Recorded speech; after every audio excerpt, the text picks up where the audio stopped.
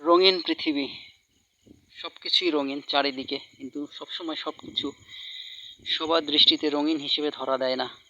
এখানে আমি আসছি আমার ধান্দা নিয়ে, আমি আসছি কাজে, কাজের ফাঁকে এখানে বসেছি, আমার পেছনে একজন বসে আছে, সে শুয়ে থেকে এই জায়গার সৌন্দর্য উপভোগ করছে। আবার পেছনেই দেখছেন কিছু লোক এই জায়গার সৌন্দর্য বর্ধনে পরিশ্রম করে যাচ্ছে।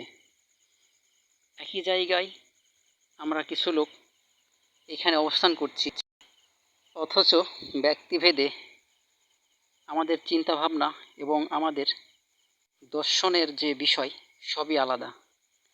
আমাদেরকে এই জায়গাটি সুন্দর লাগছে, কিন্তু যারা এই জায়গার সৌন্দর্য বর্ধনে কাজ করছে তাদের চোখে এই জায়গাটা হয়তো এত সুন্দর লাগছে না, কারণ তারা পরিশ্রমের মধ্যে আছে, তারা কষ্টের মধ্যে আছে।